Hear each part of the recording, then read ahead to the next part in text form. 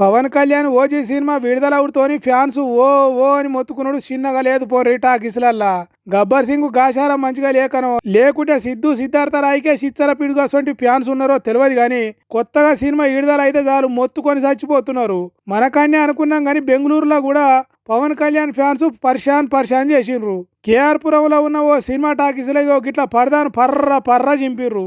తెర మీద రౌడీ గుండగాలు కనిపించే వరకు పూనకం వచ్చింది కావచ్చు పవన్ కళ్యాణ్ ఫ్యాన్స్ కు. వాళ్లకు వాళ్ళే ఓజాస్ గంభీరాల అవతారం ఎత్తి గుండగాళ్ళ గుండు మీద కత్తితోని పొడిచిండ్రు కావచ్చు.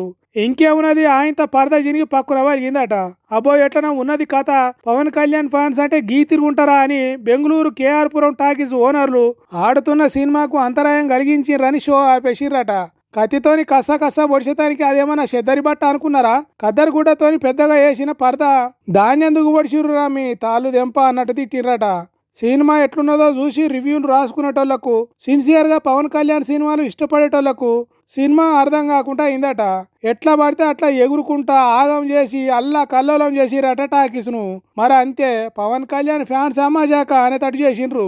ఒక్క బెంగళూరు పట్టణంలోనే కాదు, ప్రపంచంలో ఏ మూలకున్న పవన్ కళ్యాణ్ ఫ్యాన్స్ ఇట్టనే ఉంటారు. పవన్ సార్కు జరంతా తిక్క ఉండి దానికి కొద్దిగా లెక్క ఉన్నది కానీ ఫ్యాన్స్ కు ఆ లెక్క లేదు, పత్రం లేదు.